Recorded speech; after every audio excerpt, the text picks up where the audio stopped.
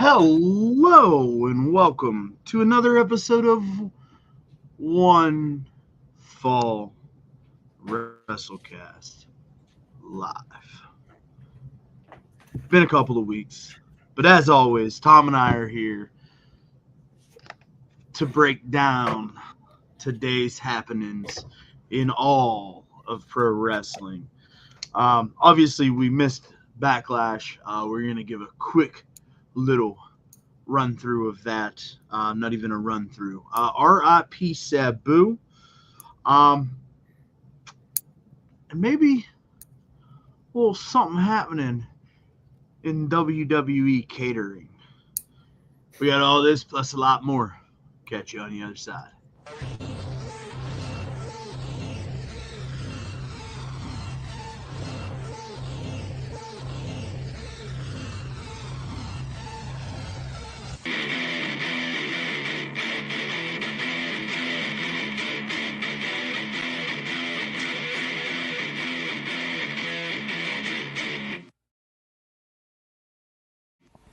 Welcome to the One Fall WrestleCast.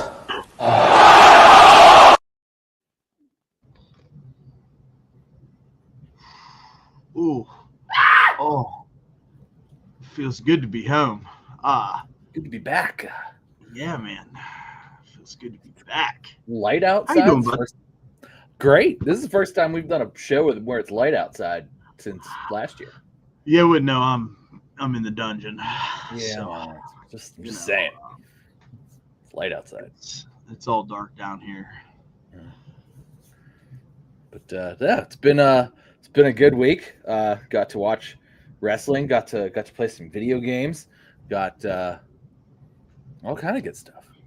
Hey, by the way, happy Mother's Day to all the mothers out there. Obviously we missed the last couple of weeks, didn't get to shout out to the moms. I mean, we were busy doing that, shouting them out. Yeah, I was shouting out all kinds of moms. So many moms. So many moms left and right. All the moms. It was like Milfomania, Mother lovers, if you will. Us, these guys. Yeah, for sure. For sure. So, hey, man, a lot going on, and I'd like to start off on a kind of a sad note here. ECW legend Sabu has passed away at the age of 60. Super unfortunate. Super duper sad. Sabu was never my cup of tea as far as a wrestler was concerned, but his mark on the business is larger than, it's so deep that, he's literally like, it's hard to look at wrestling today and be like, oh, it would be so different had there not been a Sabu. And the guy just had his retirement match on WrestleMania weekend. So super unfortunate. Yeah, with Joey Janela. We had gone so long without mentioning his name. Well, I almost feel like it's pertinent to the story because I guess there's a little controversy that's coming out of this. Have you seen this? I think I know what you're talking about, but go ahead. Because I have thoughts. So apparently, and I've not read too much. I've had a extremely busy week. But apparently, what had happened was, Sabu had taken a bunch of kratom before his retirement match, and then took some pretty stiff, nasty bumps, throughout. And a lot of folks are maybe, saying that this last match with Joey Janela is what ultimately led to Sabu's demise.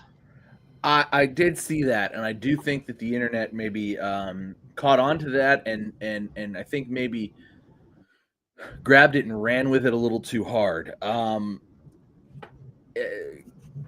Do I think that Sabu is in great shape and in great condition? No, I don't think that he was. I think that from all reports and just queuing the report that you were talking about here, he was having a hard time walking. When he got there, I guess his feet were bleeding before the match, before he had taken a bump, before he had done anything, and he seemed to be going through what was described in that particular article as withdrawal symptoms from opioids. All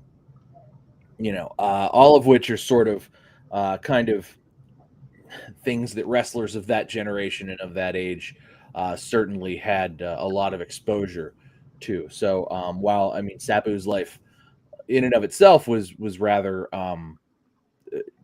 kept pretty close to the vest, like we don't know what was going on in his personal life or anything to that effect. It's not an outlandish thing to think that he maybe had a problem with opioids, particularly pills. With the style that he wrestled, I can only imagine that he felt pretty terrible after falling through as many things as he fell through, and probably was prescribed pain medication to help ease some of that, and particularly into his 60s, and maybe had a little bit of a problem with it. Now I don't know for sure, obviously, like none of us know. Additionally, Rob Van Dam came out and said this week that Sabu's ex-wife Sabu never actually officially went through the legal proceedings of divorcing, and this would have been years ago. But Rob had tried to contact her to kind of try to get her to sign off on a lot of the autopsy type stuff, because you need family to sign off on that stuff, and that was just not something that she was willing to get involved in. This is per Rob Van Dam on his podcast earlier this week. So a lot of questions are going to continue to go unanswered. It seems like, as far as this is concerned. Some good news that I saw, though, is that there was, I mean, Sabu was not a wealthy man. It's well known that Paul Heyman owed him money, now up to and through his death. But so there was a GoFundMe for Sabu's funeral that has since reached and exceeded its goal, with many pro wrestlers donating to that fund, including one Chris Jericho. Jericho's like real good at that, man. And I know we like to throw a lot of shade at Jericho and the things that he does, as a character, but I'll be goddamned if that guy is not like the ultimate just poster child for what a icon of the sport. Yeah. Especially the community of professional wrestlers in and of itself. Man, he's always like does donate, and we're not talking. He donates big money to somebody. Yeah, I mean he's 10,000. He's a big check writer. I mean, he's made plenty of money, and good for him. But it's not one of those things where it's like, oh, he negotiated all these big contracts, and now he's this dragon sitting on this hoard of wealth. It's not. He's when somebody's in need, particularly somebody connected to pro wrestling, Chris Jericho is sort of the first one to step up and write a check. Yeah, absolutely. And that's unfortunately one of those things where guys who have made good money like Jericho has made are very often too unwilling to do, but Jericho is not that guy, and we could never say anything to that effect to say, oh well, Chris Jericho doesn't put his money where his mouth is. He absolutely does. In fact, when it comes to stuff like this, he tends to just write a check and not say anything about it. You can obviously look and see, because when GoFundMe, it tells you who did what. And his name is out there, but at the same time, his name is always out there for any time something like this comes up, whether it's a sudden death or somebody who's was a big deal at some point in time, but now needs but didn't really ever make it, but it was just sort of a indie type name, and now he needs neck surgery or whatever. Chris Jericho is always one to write a check, and probably the biggest check of the bunch. I thought that was a nice thing to see. Obviously, Rob Van Dam's on that list too. Rob and Sabu were friends for a long, long time. up to, just lifelong friends up to, I'm sure they talked probably the week prior to Sabu's passing. So just, it's good to see that the support is out. I think the initial ask for his funeral was 25,000. It's pretty close to 50 now. So, it's good to see that the community did come out and support Sabu's family and everything to kind of, make sure that he's honored in the way that he deserves. Because, I do think that, while he was never a big deal in WWE, although he did make a little bit of a splash, it was kind of an exciting thing to see when Sabu was there. Little bits and pieces here and there. It was always kind of a like, oh shit, there's Sabu, kind of a thing. And he was always sort of a almost larger than life, sort of like a ghost, or like sort of this sort of legend that, like, ECW original and the craziest man in ECW, of which was full of insane human beings and then just insane stuff. So him being sort of at the tippy top of that, sort of just gave him that legendary status. So, anytime he would show up, even though he wasn't necessarily a good fit for WWE, it always felt special and was memorable. So sad to hear. Huh? You said wasn't memorable? I just said, yeah, no. I'm talking about. I was getting a little laggy here, so I'm not surprised that kind of killed your flow. I was saying when you said he wasn't really fit for WWE style. No, he was not fit for WWE. That was not it. It didn't work. In at the time, what would have been a more family friend, which was probably turning more family friendly, and Sabu was anything but. But damn, if the man didn't leave a legacy behind him, and was a huge legend. It was big news that, he had his retirement match over the WrestleMania weekend, although Sabu was on a podcast 5 days later drinking beer, and this is why I think the internet sort of jumped to the conclusion that Joey Janela killed him a little too fast. Sabu was on a podcast 5 days later saying, "Yeah, I feel good, drinking beer, hanging out, laughing, chuckling," and was like, "It's my retirement match, but it's probably not my last match," saying stuff like that. Seemingly okay, but there's other reports to say that people had seen Sabu in recent weeks and he was not looking great. I don't know how accurate any of these things are. Obviously, I've never met the man personally, but I was sad to hear of his passing, and so it is sad to see him go. I do hope that we all get some resolution as to why and to what happened, but if we don't, and that's okay too. It's none of our business, quite honestly. I hope that his family gets closure for it, and those who care about him, because clearly there's a lot of people who do, but I don't know that it's any of our business. So, I hope that it to those who it does matter to, I hope that they know. Well said. Well said. R.I.P. Sabu. He will be missed. Yeah, for sure. For sure. All right. Well, we got that out of the way. Now let's way to rip the Band-Aid off. Hey, I mean, you just kind of got to get it, get it while the getting's good. You want to lean into it, make sure that you get it out there, you get to discuss it, and then we can just be kind of vibes for the rest of the way. Speaking of vibes, your boy Darby Allin completed his climb of Mount Everest. I was certain he was going to die. I was so certain this man's going to die. At least he didn't die on the way up. I mean, they got to come back down too, right? I mean, what isn't that? I think they get airlifted out now. Oh, it's not like a slip and slide down. Yeah, dude. I think I think that when you do that now, they pull you out via helicopter. Yeah, it would be real unfortunate to make it all the way up and die on your way. I guess like helicopter flights around Mount Everest are like, by this point, pretty standard fare, because I had heard a couple of weeks ago that this guy had to get airlifted off the side of the mountain because of oxygen deprivation, and he went back 3 weeks later because he left his phone at a base camp.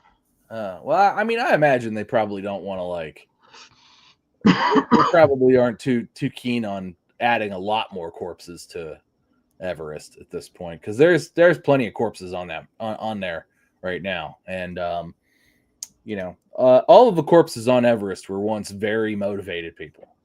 So maybe let that be a lesson to you.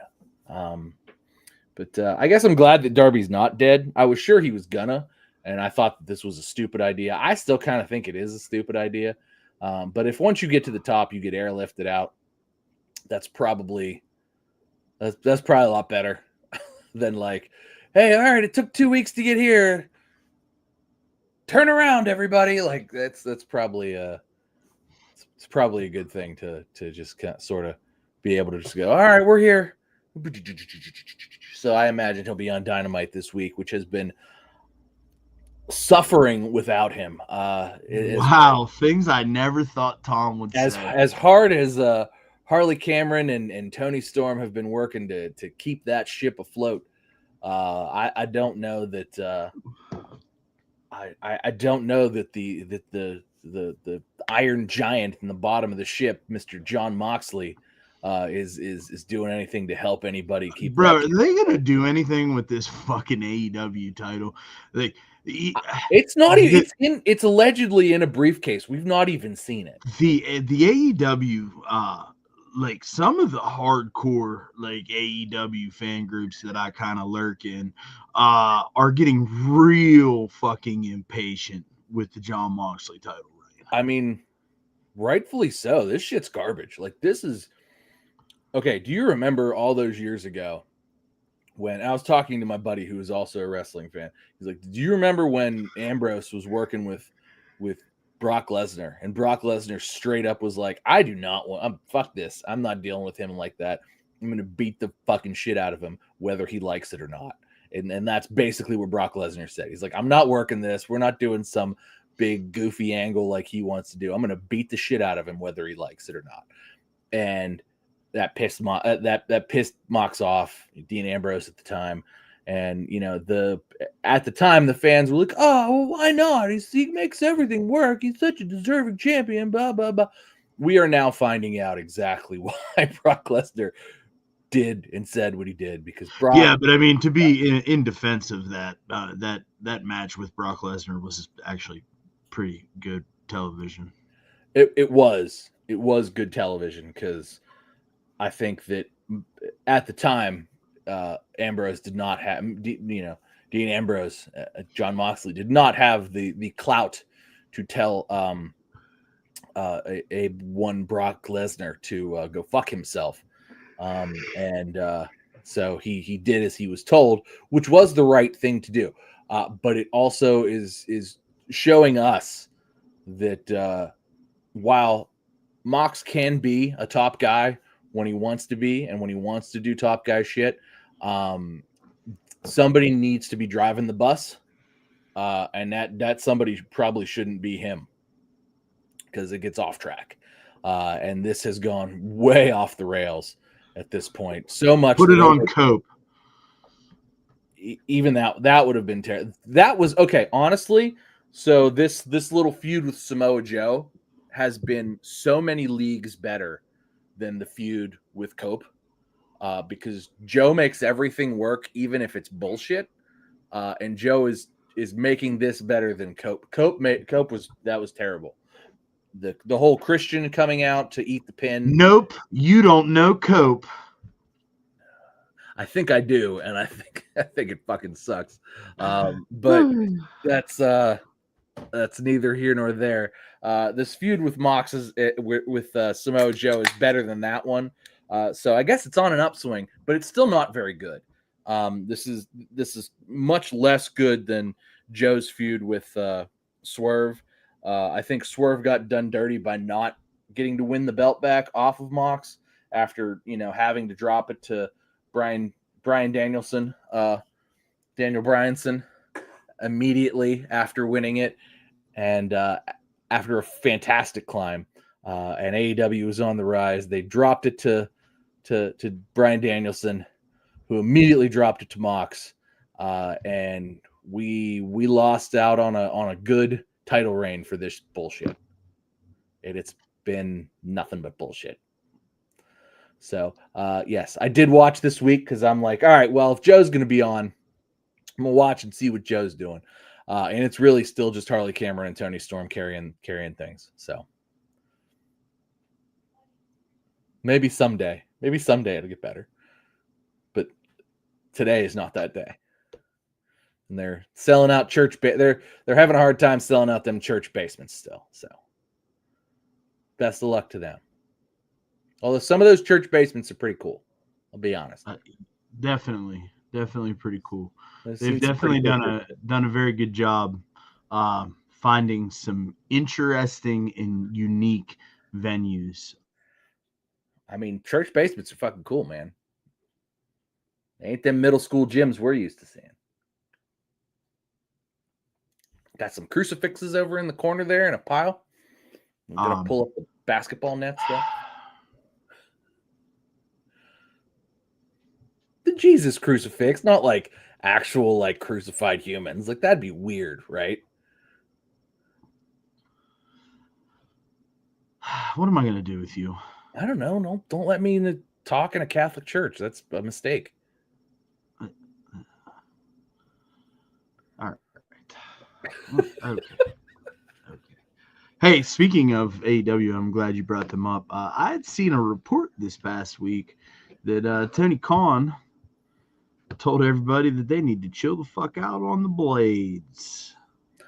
I think, yes, I saw that too, but I think that's because TBS told Tony Khan that he needs to chill the fuck out on the blades because they aren't going to put that shit on television anymore. And he said, ooh, well, I need this shit on television. So yeah. I wonder how Mox feels about that. I bet he was pissed. Bro, you know what is hilarious? So like, you know, when I'd get these, I take a screenshot and it's usually the first couple of comments, you know, but now the Book of Face has the Meta AI thing, and it says here it gives you a synopsis of the comments, right? And it says commenters' humorous reactions center around Jon Moxley, jokingly predicting his departure or struggles without blading. One comment notes the band may have been prompted because of him. Oh, you don't think, huh? You don't think it might have been prompted because of him? I mean, I don't understand how your forehead bleeds after a suplex, but man, his sure seems to, anytime he gets dropped cleanly on his back, his forehead seems to just burst open into wild blood. I don't know that I've ever seen that. That's what we've been saying. He'd do a blade job on a back body drop if they. He's done him. He's done him. It's not even comical. Like, haha. You think like this is what he keeps in his tights at this point? It's got to be. What's that? What's that? A like pocket pizza cutter? It's a rotary leg cutter, but this one's for fabric. I did some. No, he uses the ones for like steel now because like his forehead's got to be like this thick of like scar tissue now. Like he's got to get in there. He's got to gig himself pretty good now. So it's probably more like a fucking Bowie knife. Hey man, you know who didn't need to gig themselves this week was fucking Nia Jax, dude. Good. Sure didn't. God. So that was the sort of I have praises to sing for Nia Jax for this main event because you know we've talked about it before. It's like she's really had a sort of reputation for hurting girls because she was big and strong and she would throw little girls around real hard. She still scares me sometimes. And she's been working like Tiffany Stratton's a bigger opponent than Alexa Bliss. We can say that with all confidence, right? Yeah, okay. Anyway, I said the A word. And so she's a bigger opponent. So she could. But the A word, you mean Alexa Bliss? That didn't work. Fuck. Anyway, so she there was a power bomb spot where she had her and it looked like she was gonna smash her, and then she was like, "Wait, maybe I shouldn't," and like she slowed down to sort of set her down. Tiffany still sold it like, "Oh my god!" But it was like you saw it happen, and it was like there was like a jolt, and then like wait, maybe I shouldn't splatter her. And then she like just set her down, and that was kind of funny. Although the spot where Tiffany went to powerbomb Nia and Nia reversed it and just smashed her, that was great. That was probably my favorite spot besides the one we're about to talk about. They really made you believe that she was going to beat Tiffany Stratton. Mm-hmm. Like when she hit the Annihilator. And Tiffany grabbed the rope. Yep, it was great. And when she kicked out, Tiffy did the prettiest moonsault, and she kicked out. Yeah, nobody's ever kicked out. Nobody's kicked out. Yeah, and that's what commentary was like. Nobody's kicked out of that. What the fuck? Yeah, they put that over big. Yeah, Joe Tessitore did a great. Joe Tessitore, I thought he was good from like out the gate. Joe Tessitore gets better every week. Joe Tessitore is like fucking top notch, phenomenal. I like the new ring announcer too. Alicia. Nope, the dude. Oh, him. Yeah, he's real good. He's very like like he's out of the way. You know what I mean? It's like he just sounds good. You don't see him. He doesn't like. Yeah, but when he gets his spotlight in his in-ring spotlight, I like the way he does business. It's a different feel than we're used to. It's a very it's a big fight feel. Yeah, because if you think about it, Alicia kind of still has that same vibe that we're used to, right? Like, with she's Samantha out there in Irvin the sparkle dress with the big hair. Yeah, but I'm not even talking about that. I'm just talking about like the way that they announce things. It feels very familiar, right? Like it feels very Samantha Irvin. It feels very Lillian Garcia. Alicia Taylor, that's her name. Yeah, and I think she's doing a phenomenal job. She is. I think she stepped into big shoes and basically was just like, "No, I'm going to kill this too." And she, I like Mike Rome for NXT too. I like him a lot. Mike Rome was on SmackDown for a long time too. Yeah, he was very good on SmackDown too.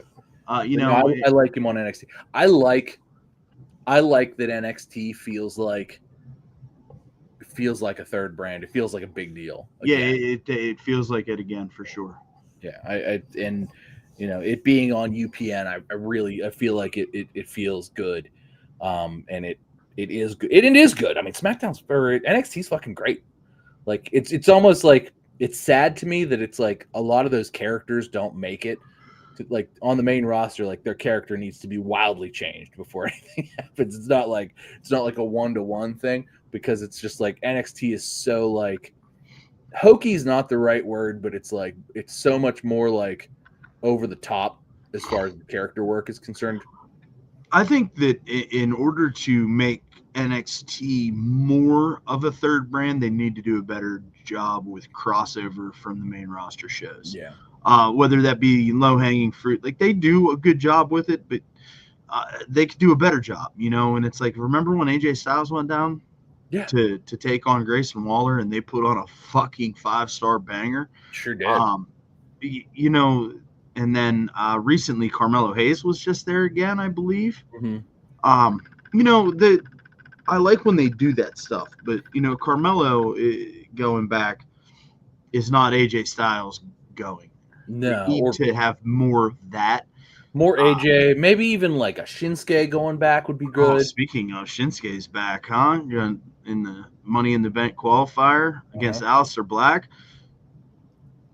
That tells me that LA Knight's going to win this Money in the Bank qualifier, and then we're going to see Aleister Black and Shinsuke feud. I would love that. I think it would be great. The in-ring is going to be awesome. What's the feud going to look like, though? Well, I mean, Shinsuke's not been all that great, in a prominent role in some time, if we're being honest. And, Aleister Black just coming back and, having a couple of matches, one with The Miz and 2 with Carmelo Hayes, which were both, all 3 pretty good affairs. I feel like somebody coming in, if you want things to go well, you make them work with The Miz, because one, you can beat The Miz and it's fine. The Miz will be fine. Yeah, The Miz will be fine.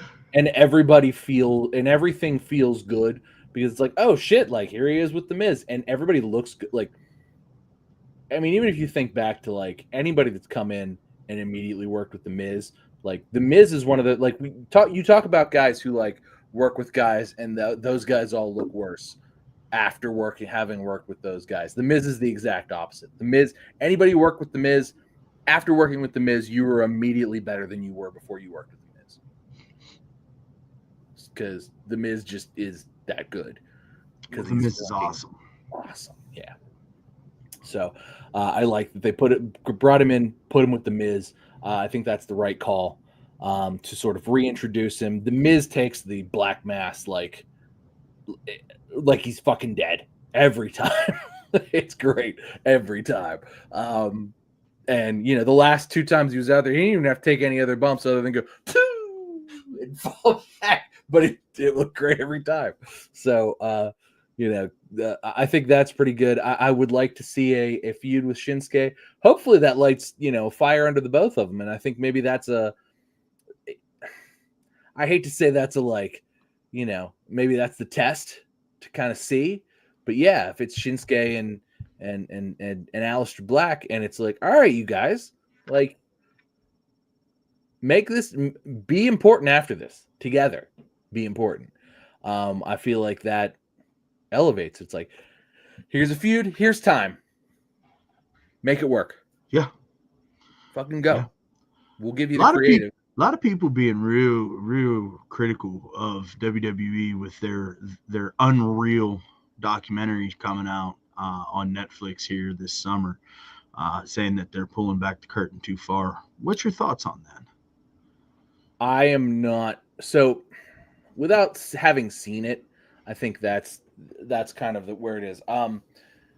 Do they pull back the curtain too far, or does this become a thing that sort of ties into what they're already doing with this sort of amped up realism? I think that like NXT sort of like tries to sell the kayfabe and sort of the characters as far as like, you know, you've got your your mafia members, your Chase University, or all that stuff on, you know, right? Like, so they try to play up the character, like the sort of off the wall character stuff that we knew and loved back in the day. Whereas modern day WWE is very much more like big fight feel, like real, like realism. So are they going to try to play into that kayfabe realism, or are they really going to like just pull the curtain back and be like, hey, I was told I was going to eat the pin and blah, blah, blah, blah, blah. And like actually like, you know, be dirt sheet type shit. So it depends on how far they go, right? If they sink to the level of dirt sheet too often, too much to the level of like the behind the ring, the darkness behind the ring and you know, that type of stuff. I don't know, like that'll be too much. But if they play into this sort of like the realism angle, like the Kevin Owens stuff, where it's like Kevin's right type of thing, like if they play into that a little more as like a sort of dramatic interview show, I think that'll be cool. But you're right, like if they really pull that curtain back a lot, then yeah, it will be too much, because like it needs to sort of feel real a little bit. And I like the realism angle that they're doing. And I almost feel like sometimes the post-show press conferences maybe go a hair too far with that. At least the early ones did. They've dialed them back a good bit, especially the John Cena ones have dialed back a good bit. So I guess we'll see what happens. I imagine the first couple, or maybe even the whole first season, is going to sort of be a little too much, and they're going to need to find a footing, because that's just how TV works. But I hope they find a nice balance of, hey, this is real, but also this is kayfabe, and this is like sort of a mesh of the two, and I feel like that could be cool. But this is really for the super fans, right? This is like, you know, it's not going to get 5 million views every week. It's going to get 800,000. Something like that. Maybe not even, maybe 500,000, 250,000. You know, it's not going to be this like world breaker of a show. It's just going to be another piece of WWE television placed on, a network where they're getting a paycheck. Hopefully they don't pull the curtain back too far. I think that's sort of the balance they're going to have to walk. But Triple H has done a pretty good job of walking that. And if it's just a matter of where they're pulling back the curtain is just working with CM Punk again, those types of interviews, I feel like that. April, can you please grab me my WWE policies and procedures manual, please? Mm-hmm. Yeah. So it could be good. It could be too much. My hope is that they sort of keep a little bit of mystique going on there. Hopefully they don't wheel Marty Jannetty out to where he murdered a guy behind a bowling alley. Any points? Hopefully we don't get to that point again. But I guess we'll see what happens. I'm gonna watch because I'm interested. I might fucking hate it though. If I hate it, I'm gonna show up and be like, this fucking sucks, and I hate it. I hated this, and I hated this, and shut the fuck up. And what are you talking about? And I think that there's a potential for that. But that's also what's kind of intriguing, right? Is that I might hate watch a few episodes, which would be maybe what they want, right? Maybe they want me to hate watch a few episodes. It's like one of those things where it's you feel they say things about people where when it's somebody I don't like Dominic Mysterio. It's you are not supposed to. That's the fucking point. They're selling you on him getting punched in the face. So we'll see. I think it walks a line now, and I'm going to watch the first few episodes, and I will tell you how much I love or hate it, or how much I think it's probably going to walk the middle line, and I'm probably just going to be bored with it. If I'm being fair.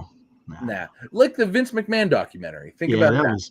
Listen, that Vince McMahon documentary was a bunch of shit we already knew. We hit that nail on the head, did we not? Yeah. Before it came out, we hit that nail on the head. Certainly did. We were like, there are 5 billion reasons as to why this is not going to get into the dirty shit. And you watched every episode of that, and you went, nailed that. I was so right. We were so right. And we were. Nailed it. So how about, did you watch the new Peacock thing yet? The Spectacle of WrestleMania 9? No. Have you watched that yet? I have not watched that. It's on my recommended. Listen, that needs to be a thing for certain. All right. I will watch it this week. Because it is, it's an interesting WWE release, man. They get a little dirty. It gets a little dirty. Okay, I mean WrestleMania 9 is that's a dirty one to get dirty about. I feel like enough time has passed. It got a little dirty. I feel like enough time has passed at this point where you can kind of do that. It got a little dirty. Enough time has passed, so. But it was a fun watch. 2 hours. It was a fun watch. All right, WrestleMania 9. Okay, yeah. All right. It was a fun watch. I enjoyed it a lot. I really. The main event of WrestleMania was that? It was Bret Hart versus Yokozuna. Right, that one. Oh God. And Hogan ended up leaving as the champion. Oh God. Oh yeah, it dives into all of that, bud. Oh God. That's what I'm saying. I hate that. I hate all of that so much. Yeah, but wait till you gotta watch it now. Wait till I hate it more. Yeah. You gotta watch it. They're just gonna make me hate. If you're mad, and you're gonna be real pissed. I'm gonna come out of this. I already hate Hulk Hogan. I'm gonna come out of this hating him more, aren't I?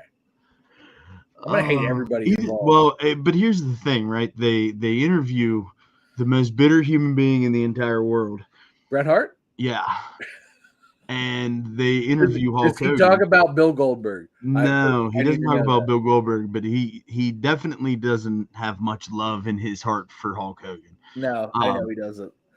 So that was a very interesting. It was fun to watch on WWE TV. Let's just put it that way.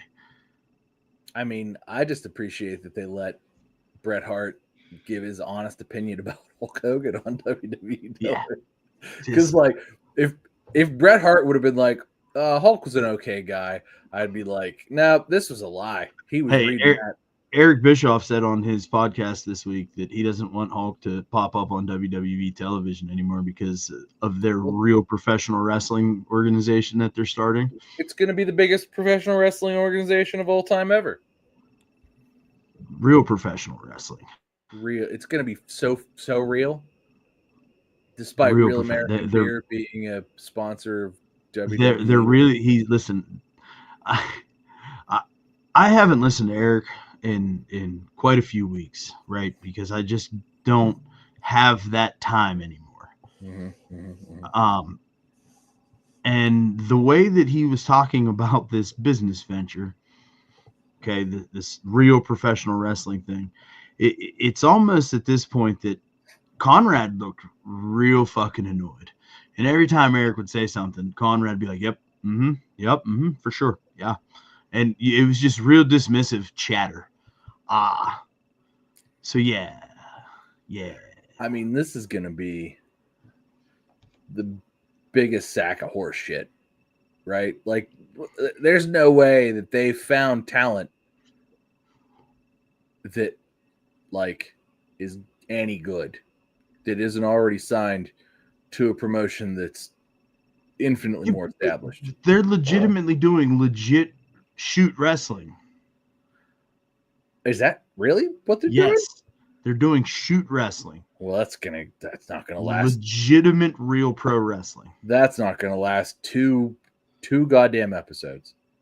Somebody's gonna break their fucking neck. It's not gonna last two episodes, or it's just gonna look awkward. But we're talking about like Olympic like athletes that are gonna have a chance to earn a paycheck doing what they love. Because after college, nobody's throwing drop kicks. No, like it's real wrestling. Oh well, this isn't gonna go fucking anywhere. Nobody watches that. It's not fun. Nobody wants to watch a man hold another man next to his balls for 3 minutes at a time. They're gonna have 20 matches like in a 2-hour show. Just saying. So that's what they're driving at. It's not like fucking they're gonna have the Olympic gold medalist out there taking a fucking Van Terminator with a chair and getting fucking busted wide fuck open like Nia did on Friday. What a good spot that was. I love that the internet was like, oh, she legitimately looked concussed and she was out of it, and it's like she scooted into position. Like, what are you fucking talking about? Like, that was the spot. That was the plan. The plan was her to hold that and go and take a nice little and she positioned it so that it would hit her in such a way that it would create a little gash, and then she took selfies and posted them on Instagram after the match. But the internet was like, it was real, man. And it's like, okay, I'm glad the internet thinks it's real because it's still real to me, damn it. But also, it was not a botch. Here you go. It was fucking perfectly executed is what it was. You go. Fucking great. It was fucking great. Here I go singing everybody's praise. You are like, wild. They fucked up. Nobody fucked up. That was everything botch. Exactly the way if I've ever seen a botch. It was not a botch. That was great. It was fan goddamn tastic. So you're telling me that you were fucking sitting there with Tiffy Time and fucking the Annihilator. I watched it in slow motion, like going over the match plans, and old Nia says, "Hey Tiffy, listen, kick this shit into my head. Kick this fucking chair in my face, and I'm gonna hold it just right, so that like you can just split me open, and we're gonna make headlines." Huh? Like you, but. I mean, you don't think that's more believable than like it just magically happened that way? I mean, yeah, that's called an accident.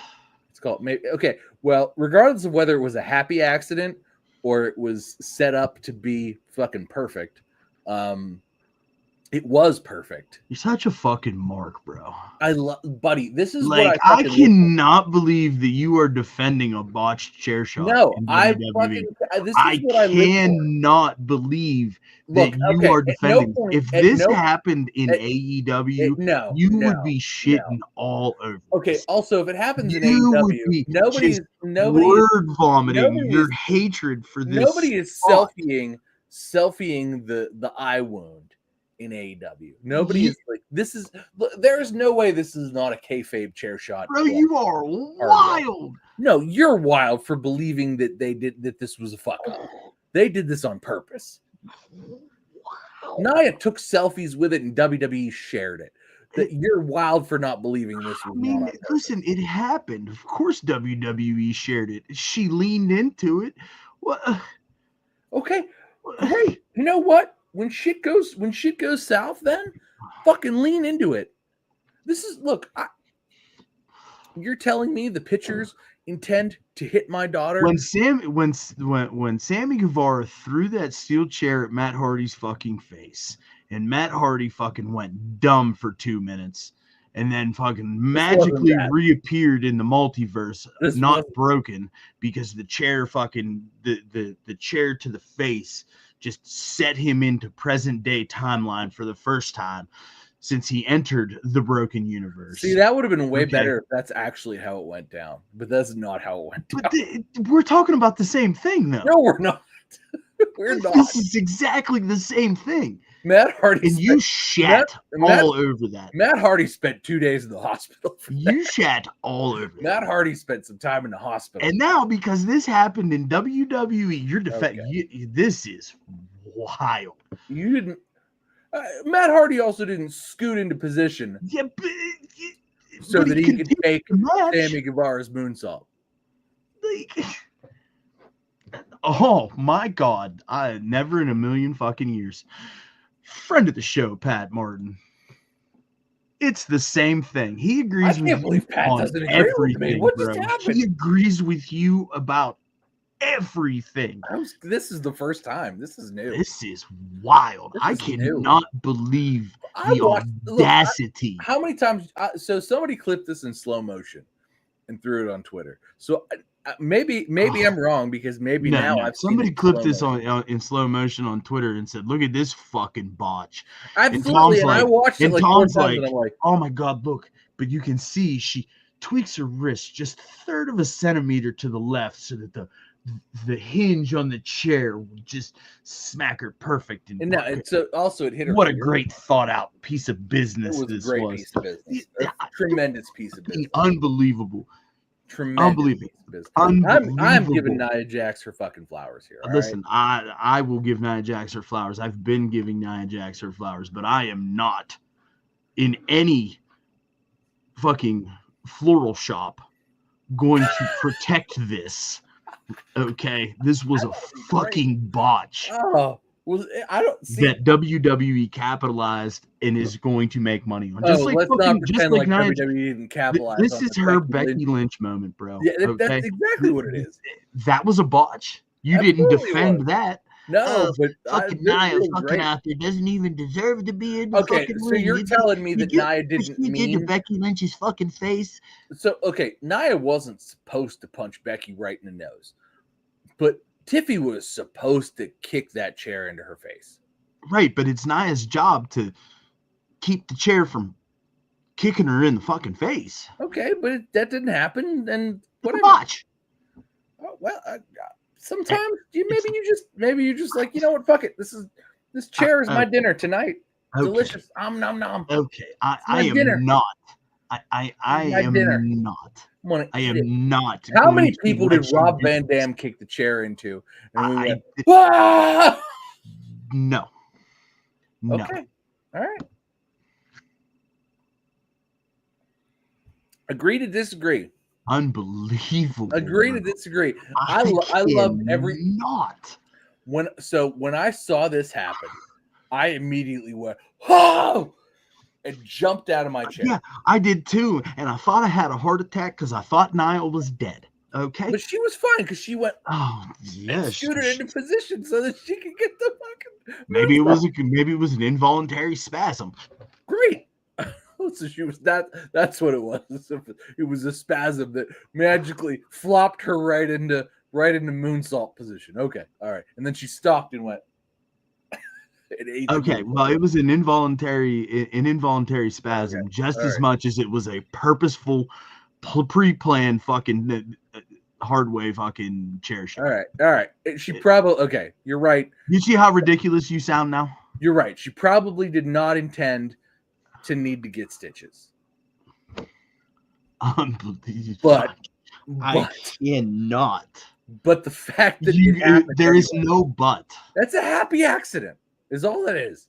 Happy accident. Unbelievable. Hey, listen, if you're still barely even hurt. You know how thick her head is? She's Samoan. Listen. Look, you know what happens. Her head's not the only thing that's thick, Bob. You know what I mean? Like, Bob wants to take an annihilator. I'm not shy about it either. You know what I'm saying? I'm just not. That annihilator in his. I mean, 2 years ago, I'm good. But like right now, like where we're at right now, I'm good. You know what I mean? You'll smell that annihilator in your beard for a week. That's too far. Look what I do in the. That's too far. Like you just you ruined a wholesome moment. You know. So wholesome. So wholesome. Hey, listen, if you're still hanging out with us, man, we appreciate you. Go ahead, consider hitting the thumbs up and the subscribe thingy. You know, we're here most of the time. Hit the Buddy Christ button. Yeah.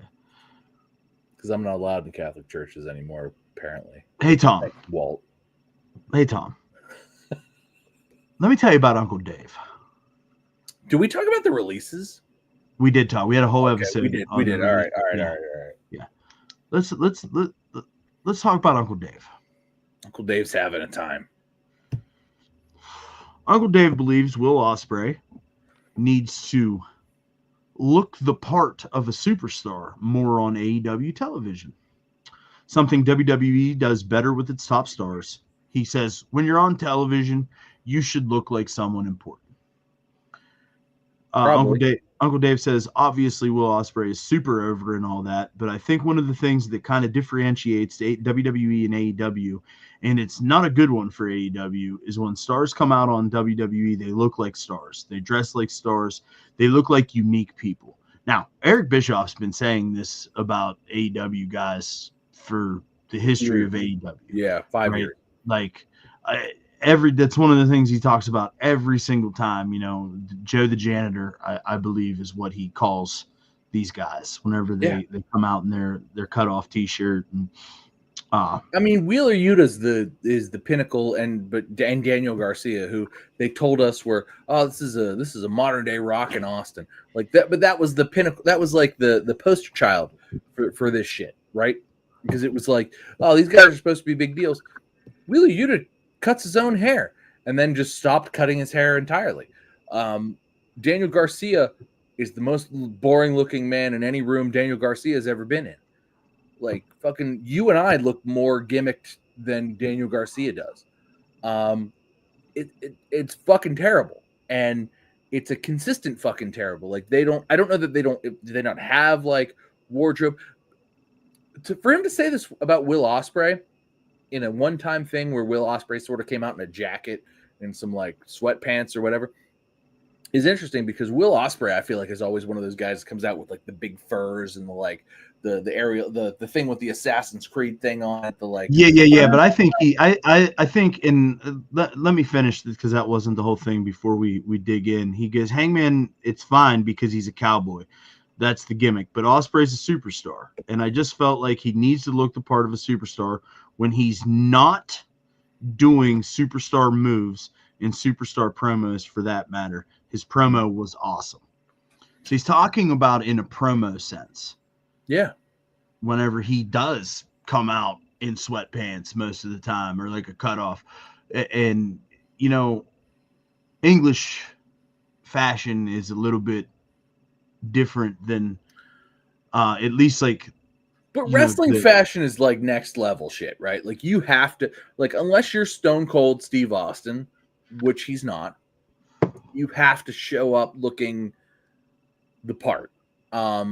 Seth Rollins is probably the best like example of this. Like, I mean, he's an example. He's not the best example. I think that there's a lot of great examples. But Cody Rhodes comes to mind.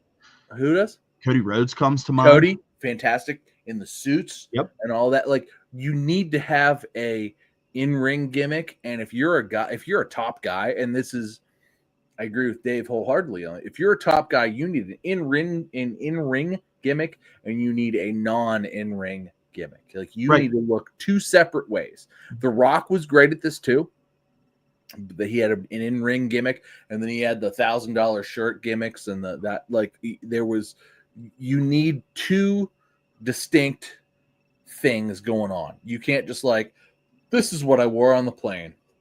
That you can't look like that.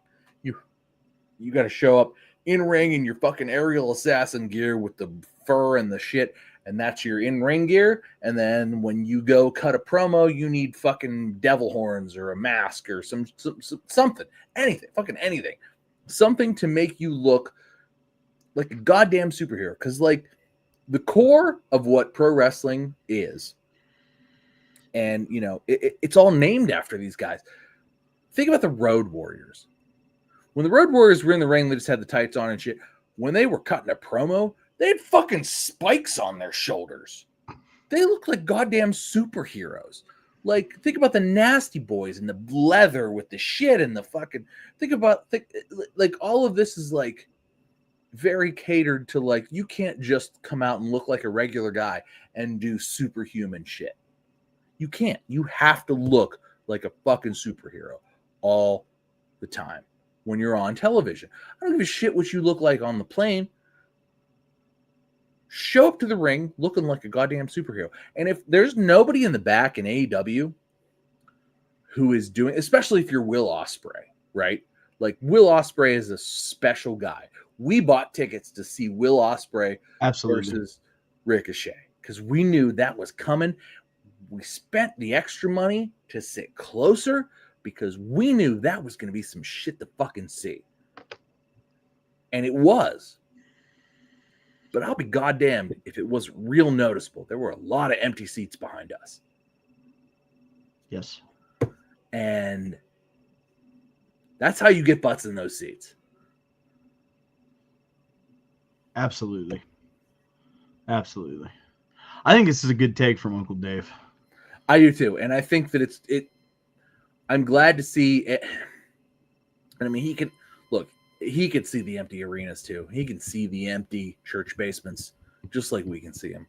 And as cool as those venues have looked lately, and this is not a knock. Those are AEW needed to scale it back because they were not. It was looking shit in college basketball arenas. It was looking bad. But so they scaled it back. And now they're in sort of cool venues, and they found cool venues to be in that look cool, that have chandeliers and shit, and just like stuff is cool. Okay? Like, that's a cool shot. And if you can get a cool shot in a cool venue, especially if you're not going to sell 11,000 tickets, great. But have your guys show up and look like they're fucking superhuman, especially if that's how you're going to, like, no, you and I can't do what Will Ospreay does. We can't do what Ricochet does. Buddy, I can't even get out of bed in the morning. What are you talking about? Right. Like, we're not doing triple backflips out of a ring into a pile of guys. And it's just not you go to wrestling. It's basically Cirque du Soleil at this point, right? And so don't try to sell me on, like, I'm just a regular guy, bruv. You're not. Stop being a regular guy, bruv. Take the marbles out of your mouth. Hey, bruv. Hey, you're a regular guy. We got to do with the things there, bruv. I got to have the Adidas, bruv. Take the marbles out of your mouth. Bruv. Look the part. Play the part. You're not a regular guy doing pro wrestling. You're the aerial assassin, and you're a superstar. Yeah, bro. If you want to come out there, because Will Ospreay was in the news. Our guys killed the WWE guys. Why are they in arenas and you're in a church basement? Like, just make it feel big, make it feel real, make it feel like pro wrestling, because you're not able to show up and sell out Madison Square Garden. Like, make it feel important, because right now you're deteriorating things that you should be building up. You're like, well, this sucks and I'm not going to do it. And you're bringing it down and you're tearing a company down with you. I want AEW to succeed, but it seems to me like every time they take a step forward, somebody makes them take 2 steps back. And lately, that guy's been Will Ospreay. Yeah. Who is a guy who has a fantastic presentation? His fucking theme song is a banger. Like that shit's cool, right? Go out there and cut a promo and look like a superhero, because that's how you're going to be presented the next time you have a match. Ospreay. Right. I mean, it's this isn't rocket science. Like, this is base level, like, stupid caveman shit. Like, just let's go out there. Caveman think Will Ospreay superhero.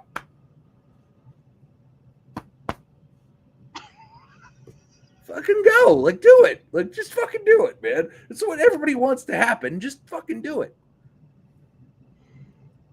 Why hold it back? Oh, I'm not like that.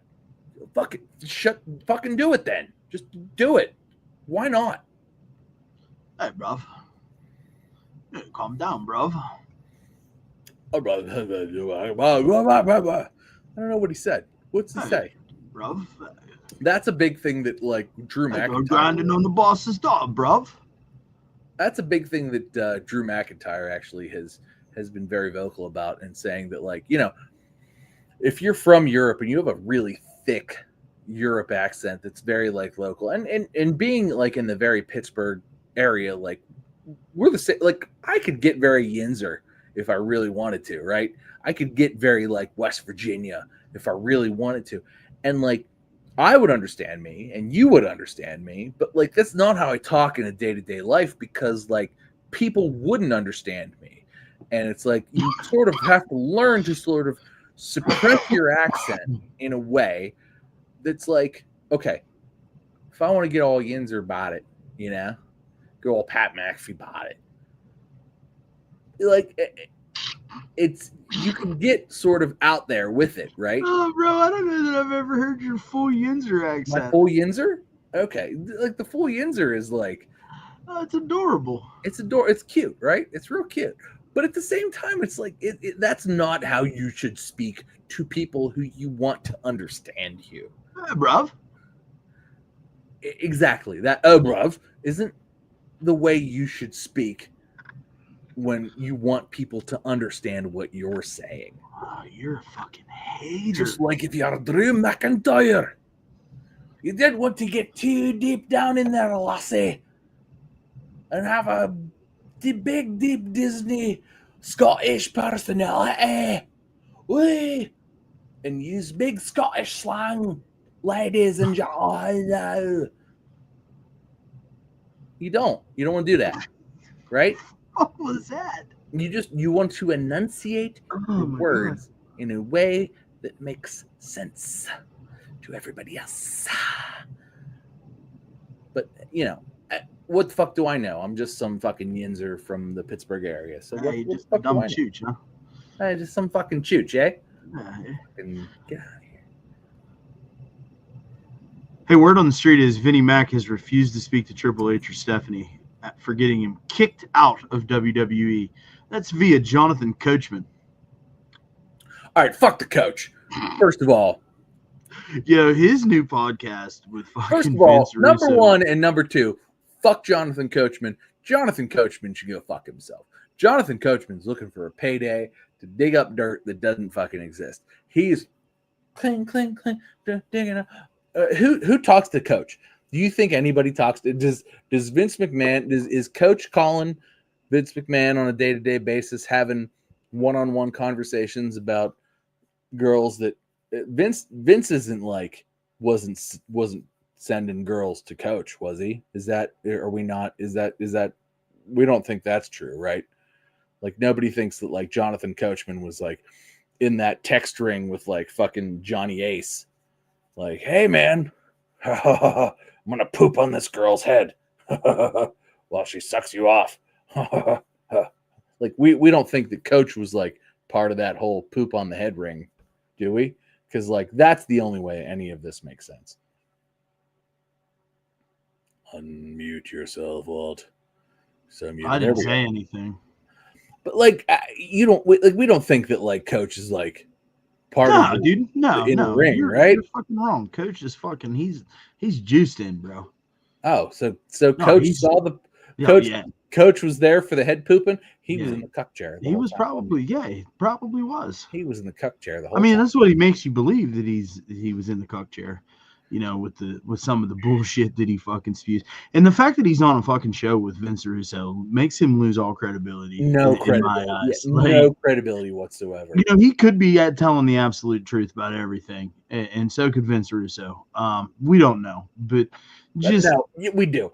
No, lies. We absolutely fucking do. Both of these guys are so full of shit. So full of shit. It's crazy, bro. You know, so just because somebody gave you a microphone and a webcam doesn't mean you should do a podcast every week. You know what I'm saying? Like, are we the pot calling the kettle black at the moment? Yeah, we are. Okay, but still, Coach is full of shit. Y'all for sure.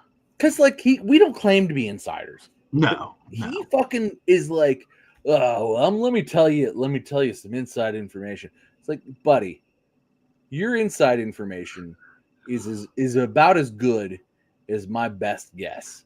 And quite frankly, I feel like his inside information is more petty because like he's got more of a like a pettiness to it, right? And it's like, I have no, like nobody's ever paid me or anything to like be like he's like the most outside employee that has like the biggest axe to grind. And it's like, so he's just gonna say shit to get views and shit, but like he's also got like the biggest axe to grind to all of it. So it's just like, man, and it comes off just sort of petty and like juvenile. I mean, I imagine that he came to this assumption just based on the fact that Vince wasn't at the Hall of Fame and everybody got mentioned. I think except for Vince. No, Vince got mentioned. Yeah, Vince got mentioned a bunch. Triple H talked about him for like 10 minutes. So, I don't know. Nobody talked about Jonathan Coachman though. I'm not gonna fall down that particular rabbit hole, but I just thought that it was really interesting that like the coach is just out here fucking just telling stories that he expects us to believe, you know. I can't imagine that anybody does, because like they're so in left field too, and that's part of the problem, right? Is that it's just like, well, I have a story, and it's like that story lives like so far into left field that like it doesn't make any goddamn sense. It's like it's a one-man story that nobody's inclinated to, nobody corroborates. Okay, Coach, whatever you say, buddy. The only person who might be, you know what? Nobody would be less credible at this point than Jonathan Coachman, right? Like, can you think of an ex-WWE like Charlie Caruso? Maybe would be less credible, but she's not saying this nonsense. Yeah, I mean, she was also on ESPN for quite a few years, and then got fired or quit or some shit. Well, I think she got a better offer from WWE for a minute, and then she left. And she's just, I'm talking post WWE. She went to ESPN. Oh yeah. I forgot about that. She went back. Yeah. And then she left, and now she's just, I mean, honestly, she probably made enough money, and she's just like, well, fuck it. I'm just going to stay home now. I don't know.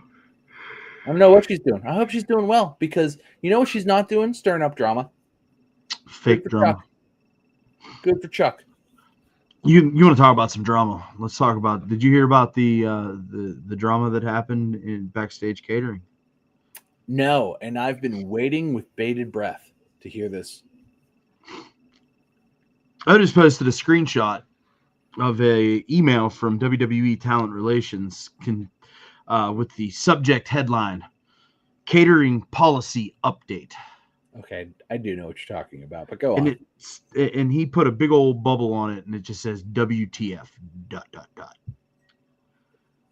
The subject of this email goes on to say snack cake availability. Now, I'm going to read this official document from World Wrestling Entertainment. I love this so much. Effective immediately, WWE will be making adjustments to its catering offerings at all televised and non-televised events, beginning with tonight's live taping of Monday Night Raw. Yeah. I feel like that needed to be read in Monday Night Raw. Right? Like you had to. All right. You got to read it like that. Due to continued reports and direct observations of excessive consumption and misuse. Reports and direct observations, yes, of excessive consumption and misuse of the snack cake bar by a select number of individuals. We have made the decision to remove the following items from complimentary catering access. Bullet Point zebra cakes. Bullet Point Swiss rolls. Bullet Point cosmic brownies. Bullet Point oatmeal cream pies. I don't know about you, but that is a pretty tasty quadruple of snacky cakes. Those are my favorites. Those are everybody's favorites, right? I mean, for me, you could take the cosmic brownies out and replace that with the cosmic brownies are so fucking good. They are good, but like, I like. Star Crunch are basically the same thing. It's just a different, like, sprinkle.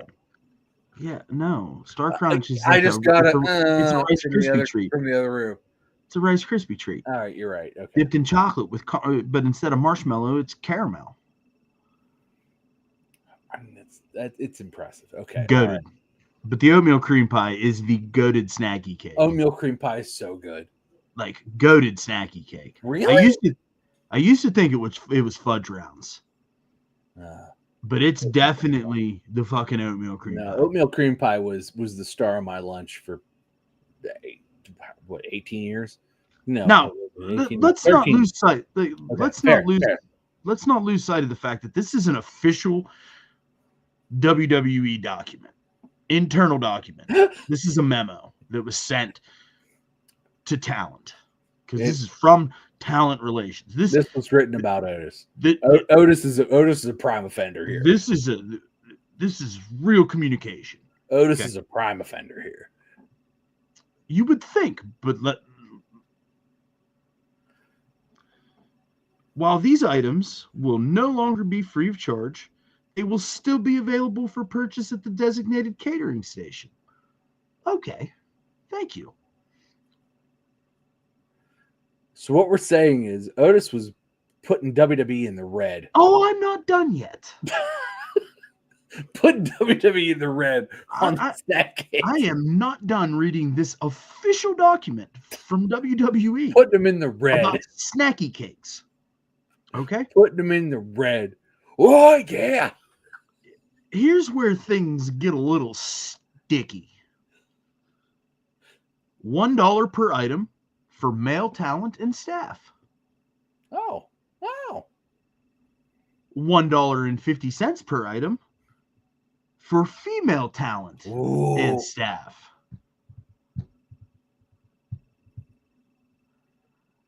Maybe it's a supply and demand thing. In parentheses, it says, note, the pricing difference accounts for average supply and demand trends observed during the past several tours. So what we're saying is this is a statistics-based cost increase. Well, what it's telling me is Bailey be eating the fucking oatmeal cream pies, and that's where she gets that little fucking that she brings to the ring every night. You know what I'm saying? I mean, it ain't Maxine Dupree. She don't eat that. You're not this big at eating. This official WWE internal document that was sent to WWE talent through WWE talent relations about snacky cakes goes on to say, I love how long this is. We understand this may be disappointing to some, but please remember that catering is a privilege, not a right, and we must manage resources responsibly to ensure fairness and professionalism backstage. Any further misuse of catering or hoarding type behavior may result in additional restrictions. Thank you for your cooperation, WWE. Somebody's taking the snacky cakes on the road. Somebody's putting them in their purse and walking off. Somebody's going. Somebody was the bad kid on Halloween. And I don't know who that was, but somebody. It's so fun to speculate, though, right? Was the bad kid. Somebody would walk you think up. That we're going. This says to maintain professionalism backstage. Do you think motherfuckers were fighting over oatmeal cream pie? No, what I think was happening was somebody was going in there, dumping fucking shit into their purse and handing shit to their kids. And somebody was like, stop having so many goddamn kids and feeding them all my goddamn snack cakes. Otis was pissed. I bet Otis complained. Because somebody with a lot of kids. Does Maria Kanellis work for WWE? No, she does not work for WWE. No. She has a lot of kids. She has 2. Who has a lot of kids? No. The people have a lot of kids, like fucking. I mean, oatmeal cream pies are still like $2 for 12, right? Like they're not. I mean, you go to a grocery store, right? Yeah. This is a mystery. I hope there's a whole episode of that A&E show about this. We're gonna need a whole Dark Side of the Ring fucking documentary on Snacky Cake Gate. Okay, like I need ins and outs on this whole Snacky Cake fucking conspiracy. Who was just like taking all the snacky cakes at the beginning of the show? What if like Charlotte's backstage just like putting people through the snacky cake table because they're taking zebra cakes? She's like, I get 1 gram of sugar all week. I need to have my zebra cake. I need to have my stripe. So there's gonna be like a weird around the corner cell phone video of Charlotte like yelling about zebra cakes.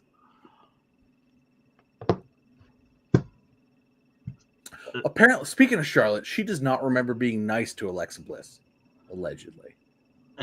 And she clearly doesn't remember that she used to be a perfectly beautiful young lady. Because whatever we did to sculpt our jawline, it's not a good look. I mean, I feel so bad. Because, like, I like Charlotte, but, like, I feel like she just continues to step in it. Like, it's like she's trying to step in it at this point. But, like, also being mad that she stepped in it. Right? Like, am I wrong to be like, Charlotte stepped in it, but is also, like, upset that she stepped in it? When she looked at it, when she stepped in it? I mean, like, can we just, like maybe take a step back and be like, maybe I shouldn't try to step in it. Maybe I should just like chill out a little bit because like I make $3 million a year and like I want for nothing. I only have to wrestle like twice a month. And like maybe I should just like cut some nice promos and be good at wrestling. Maybe it doesn't fucking matter because like I'm so goddamn rich. And like my dad was not that rich and cut way better promos. And like we've got a question. We've got a question. It says, this is from Dale Sutton. It says, do you guys like WWE Raw and how it now, what feels like, has less wrestling matches? I noticed you didn't mention SmackDown there, Dale, probably because that's where the best wrestle. Like Nia Jax. So Raw, we've criticized this a few times. It's like, oh, Raw's going to be as long as it needs to be. Apparently, it only ever needs to be 2.5 hours. It was 3 hours and 12 minutes a couple of weeks ago. The go home for WrestleMania. A hot once, or the coming out of WrestleMania. It was 3:12 coming out of WrestleMania. Coming out. But there was also a lot of WrestleMania recap on that show. Well, yeah. I mean, so there, it was fucking given. It was the same length of show. They just had more recap.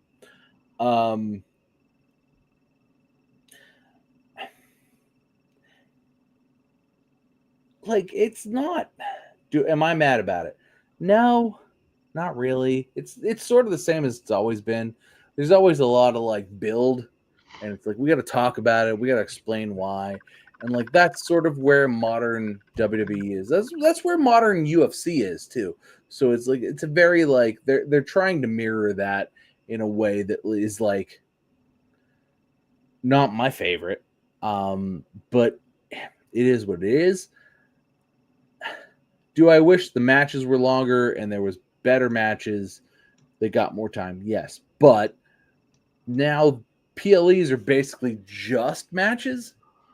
So it's just like, all right, we've got 5 matches to go and go, no explanation. If there's a swerve, it's like, oh my God, and it's immediately over. And then we'll unwrap it during the week on TV. I think that with PLEs being a once a month thing and being, just basically part of a, $5 or $10 subscription service, it's one of those things where it's just like, okay, well, we have to build to the PLE so that we sell this over here on Peacock, but like we want you to watch here, so we're going to build here so you have cable so that like you'll also pay $5 or $6 or $8 a month or $10 a month for. And it's a weird balancing act that they're trying to make happen, and sometimes it's really goddamn dumb, right? It's really goddamn dumb. This month, what? Okay, we're trying to pretend like Pat McAfee. Let me explain to me your problem so I can unwrap it. My problem is that we're taking a trip down promotional lane here. The man asked you if you thought it needed more matches. I would love more matches if that wasn't obvious. I'm sorry. I would love more matches. Please, for the love of fucking God, give me more matches. Let me ask you a question. Okay, I want to ask you a question, sir. What have we heard for the entirety of our lives about Monday Night Raw, the Monday Night Raw program? What does it mean to WWE?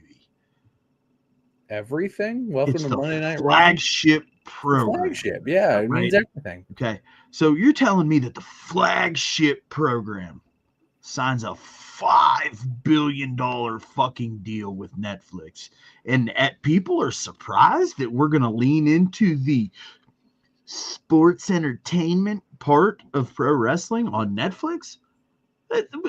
Yeah, it needs more matches. Yes, it absolutely needs more matches. I think it's still a fun show.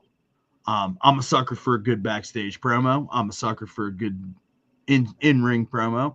I'm a sucker for some shenanigans. But I watch pro wrestling because I want to watch the matches that are associated with it. So we average 5 to 6 matches on Raw. I Googled it. And we probably get 6 or 7 on SmackDown. Yeah. In a smaller window. Yeah. Well, a larger window that's going to be a smaller window. So 5 to 6 matches, which is 2 matches an hour. and a lot of non-matches. Gaga. Recaps. And so it's, as a wrestler, as a whole wrestling fan, it's hard to like I don't want to see, like, I want to see a squash or two, right? Like, a squash or two is important to me.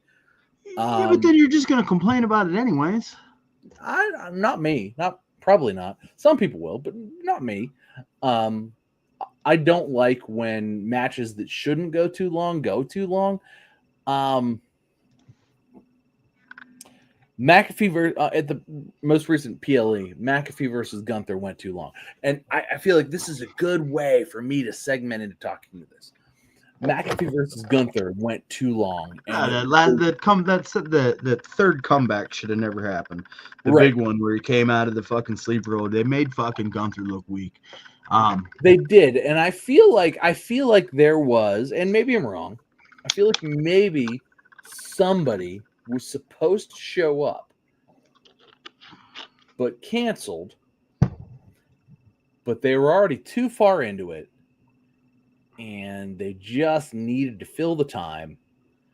I'm pretty sure that Gunther leaned into the ref and said, "I'm not going to do anything. I'm just waiting for Bill." Yeah, I saw that too.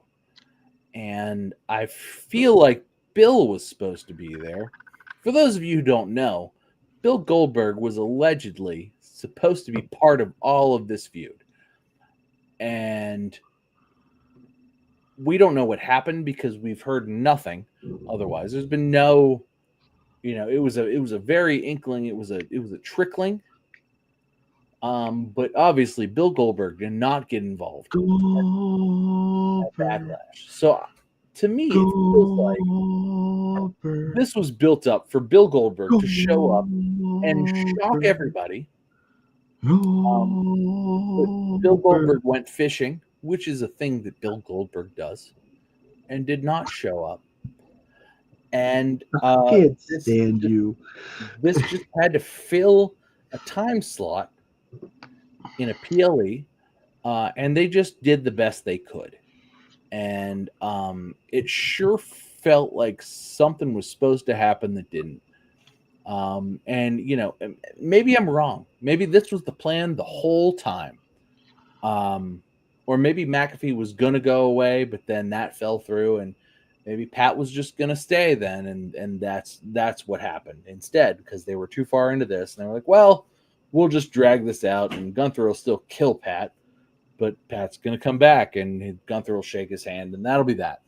Michael Cole will get involved and hold Gunther's feet, and he'll still kick out. And it'll be awkward, but you know what? Nobody will remember a year from now, and that's probably true.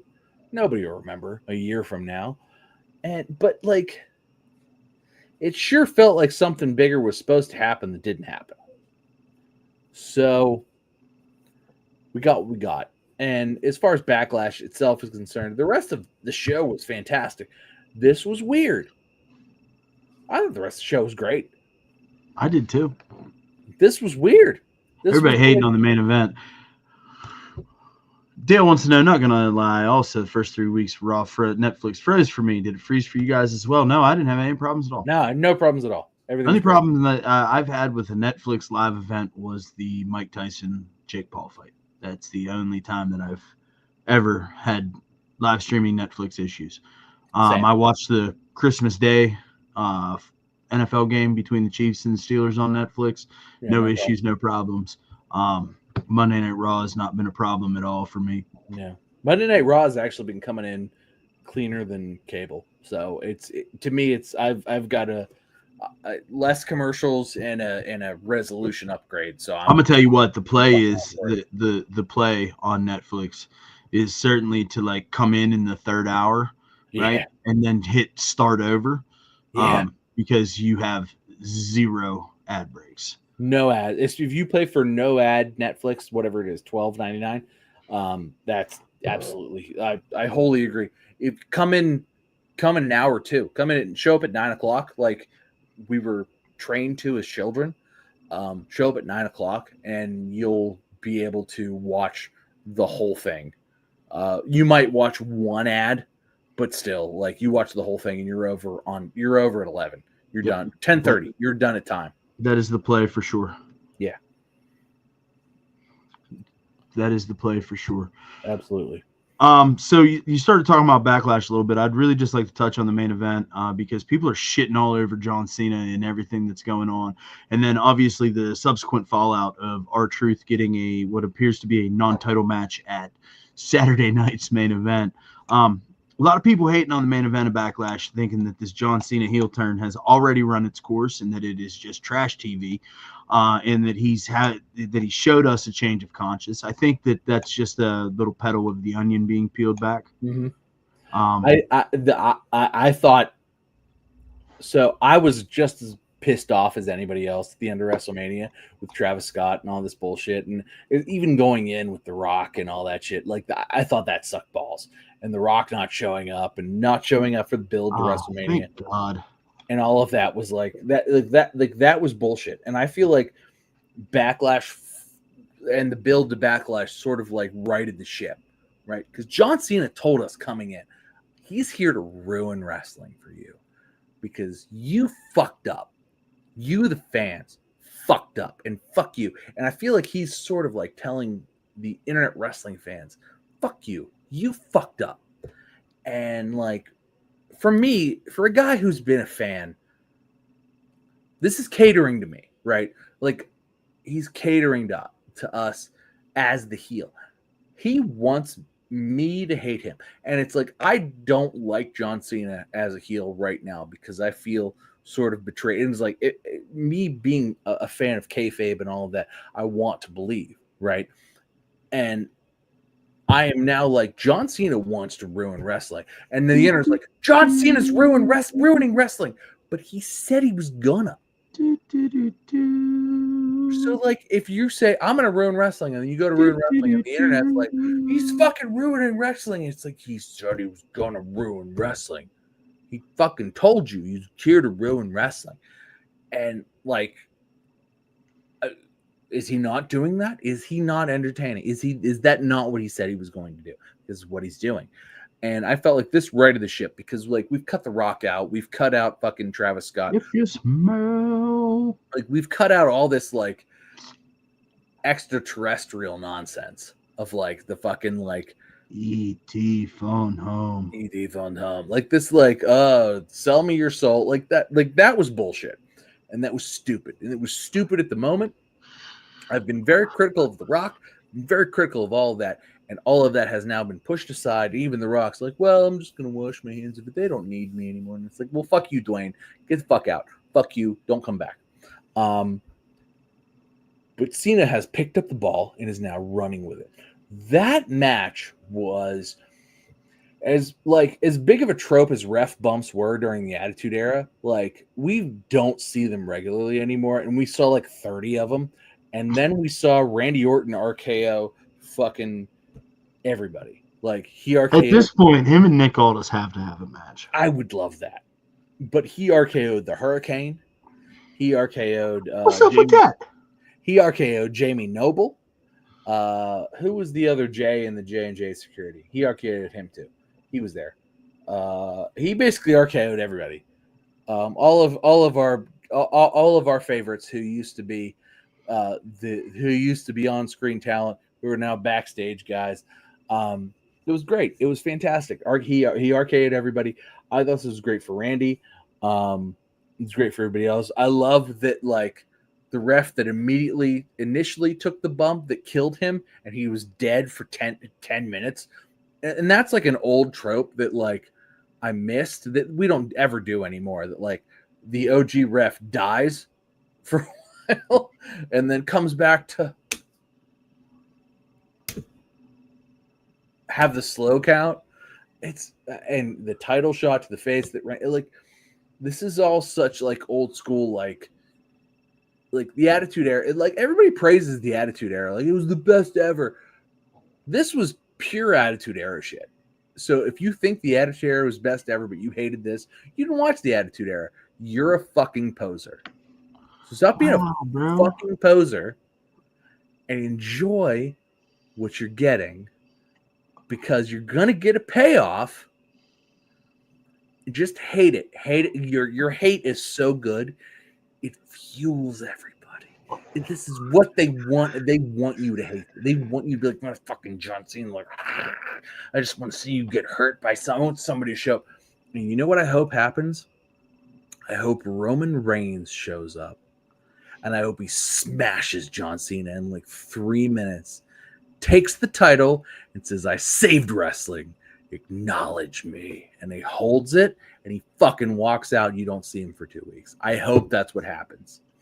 And I hope that all of you like cream your shorts and shit your pants all at once. Dale wants to see him be a little bit more mean and ruthless. He doesn't want to be. He's ruining wrestling for you. He wants to ruin wrestling, not to be mean or to. He wants to ruin. He is here to collect a paycheck, take his title, and go home. He is here to destroy what he believes that he built. Because he's the last real champion. And the last real champion doesn't need to kill everybody in wrestling. He just needs to ruin it by himself. And he wants you to want that. And he's not going to give it to you because he doesn't deserve it. Because you don't deserve it because he's ruining wrestling. And when Roman Reigns shows up and takes it away from him and saves wrestling so that you can acknowledge him and walks away and turns Jimmy and Jay, who are fucking pure white meat baby faces at this point, you are going to be like, son of a bitch. But you know what? That swerve is going to both pop you and make you go, oh. You're gonna and you're going to feel dirty about it. And the internet's going to be lit on fire. But you know what? That's all the internet's going to talk about is what they just did. And they're going to sell out 11 and 12,000 seat arenas and 18,000 seat arenas after that too. While fucking AEW's in church basements and TNA is hanging out in middle school locker rooms and all that. Like, they've got you hooked. Hook, line, and sinker. I think what that it is, bro. It's what it is.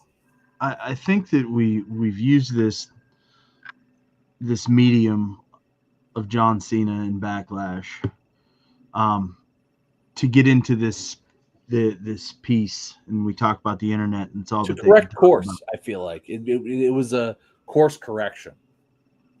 I have this thing that I would like to discuss with you, and it says in February in 2020, Bray Wyatt sent out this tweet: "Life is a circle. No matter what beast you make of yourself or how bright one side is, inevitably the dark side comes again. But the beauty of the circle is, round we go." Mm-hmm. 5 years ago, Bray Wyatt held up a mirror to John Cena in a cinematic Firefly Funhouse match.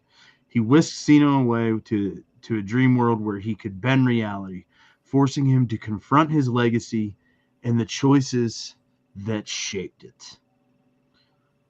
Cena's early rise in WWE was fueled by his incredible work as a heel, yet he became such a defining babyface that it seemed he would never turn to the dark side again. He was the hero, the face of the company, but Wyatt challenged that notion. "You're not a hero, John. You're a bully, a horrible person. You take the weakness of others and turn it into jokes." Bray Wyatt said this in the Firefly Funhouse match. Wyatt forced Cena to question whether his success was driven by passion or by fear. Fear of failure, fear of losing his spot. Did Cena's dominance come at the expense of others? Was he truly a man of the people? Or had he just spent years ignoring them? Then history revealed an answer. Wyatt showed Cena an alternate path, an image that burned itself into the minds of fans. Clad in an NWO shirt, draped in championship gold, playing air guitar like Hollywood Hogan, a vision of what could have been had Cena embraced the version of himself. Would he have been the ultimate heel, or had he always just been one?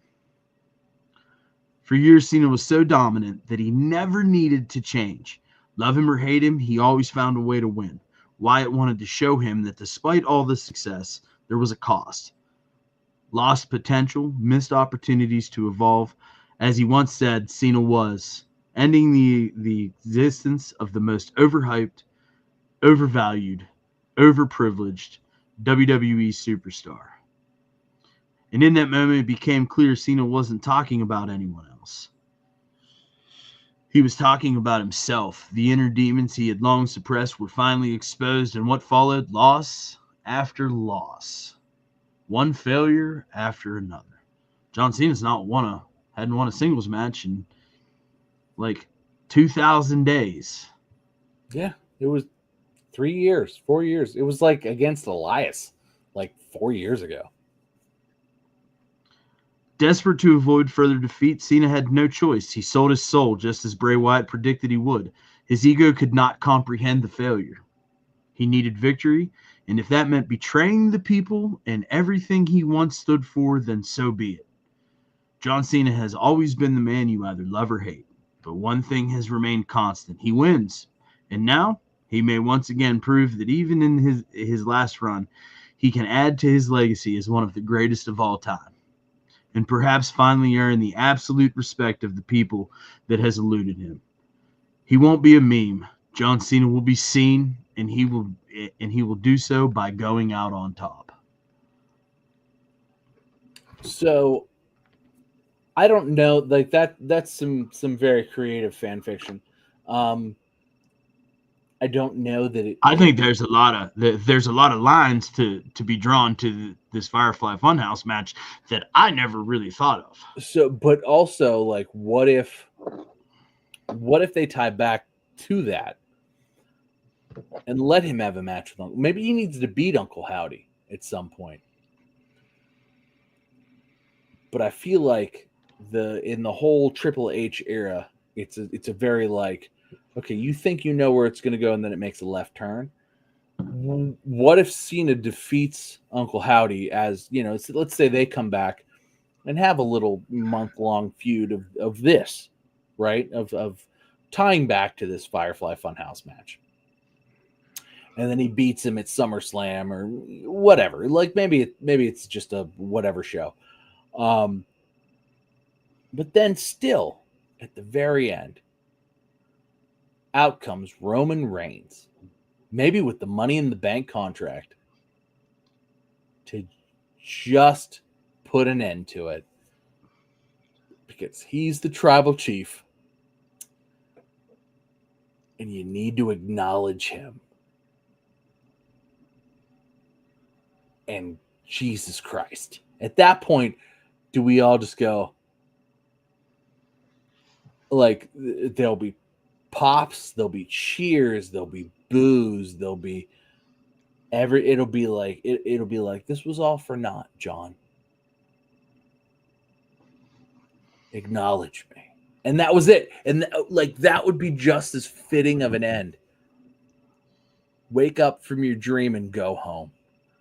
And like, fucking holy shit, right? Like, does that give everybody else a holy shit moment of just like, here you are, you did all this, you sold your soul, and here we are back where you started.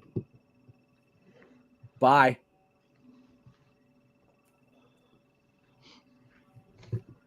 And then they sell it and twist it like Cena showed up and tried to challenge Roman Reigns, and like, you give him the whole, snippets of his promo and snippets of Roman Reigns' promo, and then Roman beats him at the last moment to save wrestling. Saturday Night's Main Event, the last show he's booked on.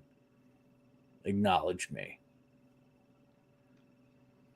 I mean, and then you put that solidifies Roman as the greatest, right?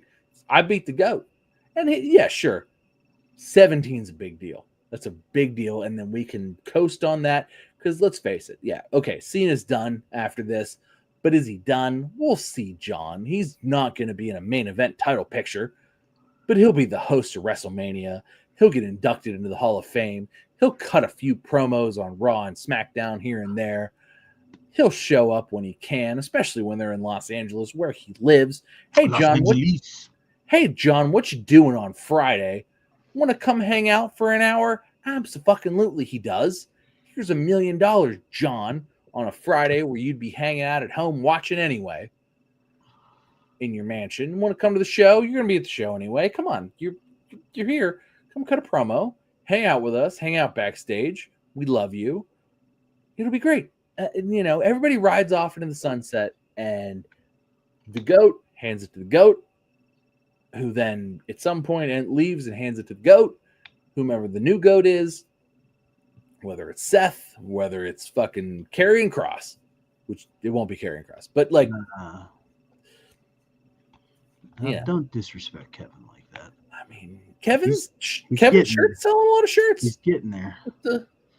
The fans are main event, and his matches are mid. But shout out to the true fans, the organic piece, the fan movement getting behind Kevin. He's getting wins on main event right now. Shout out. At least Dana Brooke was getting beat on main events, so like at least he's winning on main event. I'm done with you. I'm so done with you. I would love it if this would turn into something, but I feel like it's not gonna. We'll see. I hope it does. I hope I'm wrong. We didn't think the New Day was going to turn into anything either, but they seem to be doing just fine. I mean, they're the champs again. Yeah. You're 9-time or no 10-time. Are they 10-time now? They're 11. World champs. 11-time. Yeah. World champs. And feel it's your boys. The new goal. Anyway. Well, bud, I think that we've only got one final piece of business left. And that's the world famous. That's what Google thinks we are. Google thinks we're a world famous podcast. Do they? That's what it says. If you Google us, we get the little AI that says we're a famous podcast. Oh, so famous. I'll check it out. It'll give you a great little ego bump. It's awesome. Oh, nice. All right, well, match of the week.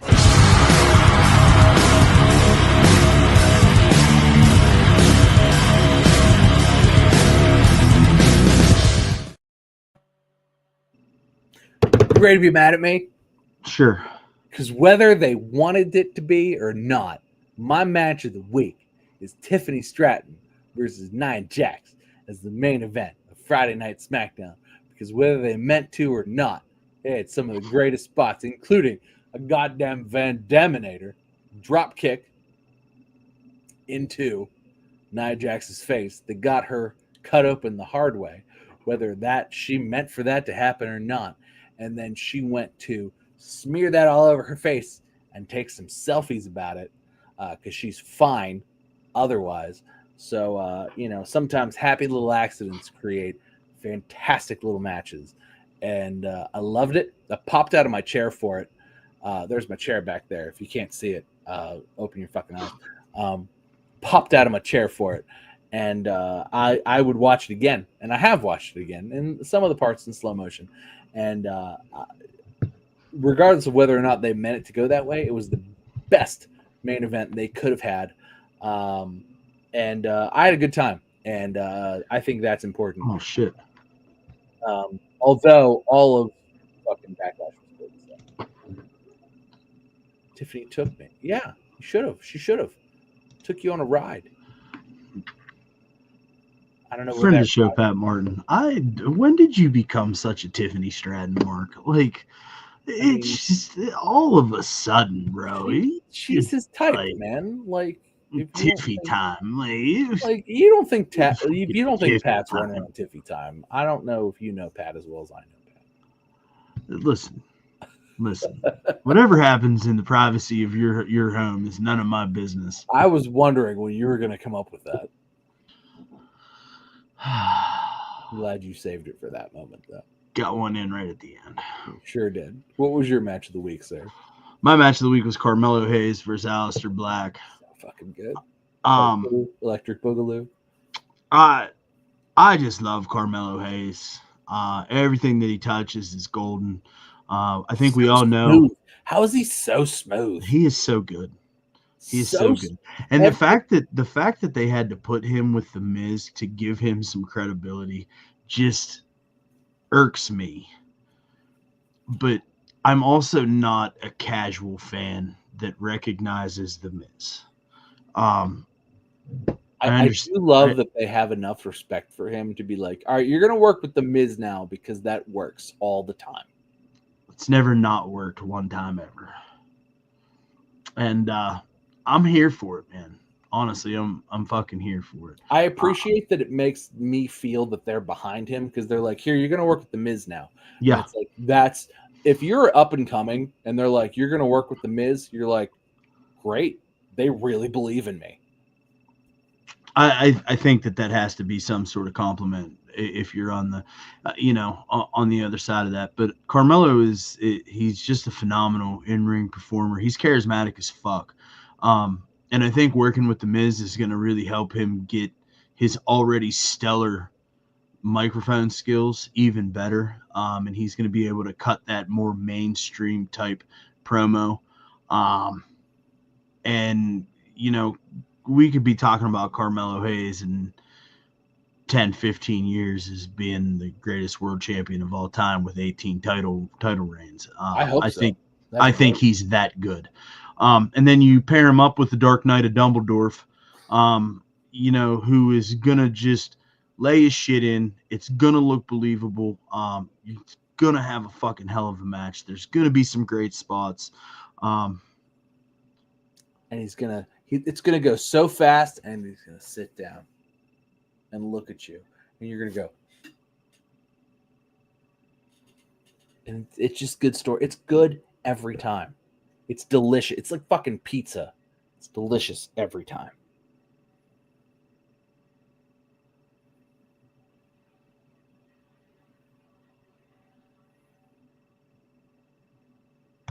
Somebody's out. There we go. There was a moment in your childhood when you played outside with your friends for the last time and none of you knew it. No goodbyes, no final game. Just one last laugh, one last race. One last sunset together before you walked back home. No look back, just a page turned in a chapter you didn't know was finished. Walt and I might play outside like later, so it's not really... I never really grew up. Sorry. I mean, it's not. We're not going to race. Like, that doesn't... No. I'm lucky to get my fat ass up these steps here. And I'm just saying. We might play outside. Hey, man, thank you. I think we're here a lot. Subscribe if you're into it. You know what I'm saying? Secret, not cat out of the bag. Walt and I have been friends since we were 6. So, yeah, I don't. And we did play outside. I'm confused. We rode bikes to each other's houses. It was fun. So, I don't know that I'm gonna play outside with Walt like at 40, but like we could if we really wanted to. We have our own yards now. It's cool. Hey, fuck you. What? You don't have a yard anymore? I had this pop-up that takes up half my screen. Please hold. Okay. Huh? Maybe next time we hang out, maybe we should play soccer. Wait, what's happening? It back and forth. And we could take a picture of it and be like, we're just kicking a soccer ball back and forth. I still kick a soccer ball every now and then. I'm sure you do too. You coach the kid. I coach the kids. We could do it. We could play soccer. It'd be great. We did it at 40.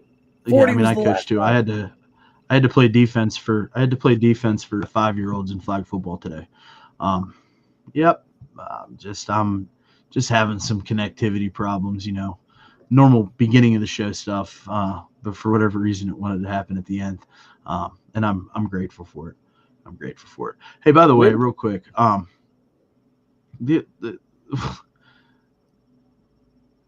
this should say the Miz. His phone probably auto-corrected it to the kid. But Pat coming in with the hot take that Carmelo sucks is just it. That's just disrespectful. Carmelo's fucking smooth. He's just really little. Yeah, that's just disrespectful. That's really Carmelo's problem is that he's like this. He's about as tall as I am when I sit down. That's really like Cleveland till I die, son. Yeah. Can't agree with you there, Pat. I do love you, but I can't agree with you there. I mean, you know what? I like Cleveland sometimes for food, but like they do have a good food scene.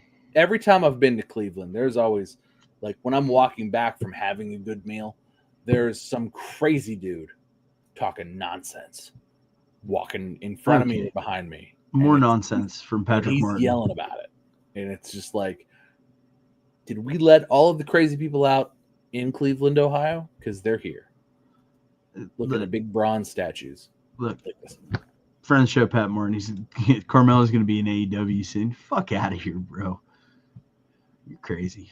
I hope not. I hope not for his sake. He's not a shiny enough toy to play in AEW. My guy. I hope he tapes mirrors to himself because he needs to remain a shiny toy. Unless you're John Moxley, who was apparently the shiniest of toys. Yeah, man. That shit's fucking whack. All right, Bub. Hey, I'm glad we got to do this week. Me too. I was like, should I text him? I'm gonna text him because I want to do. Are we going tonight? What's going on? Yeah, okay, we're going tonight. Fuck yeah, we are. Yeah, I'm glad. And you were like, unless you're busy, and I'm like, I'm not busy.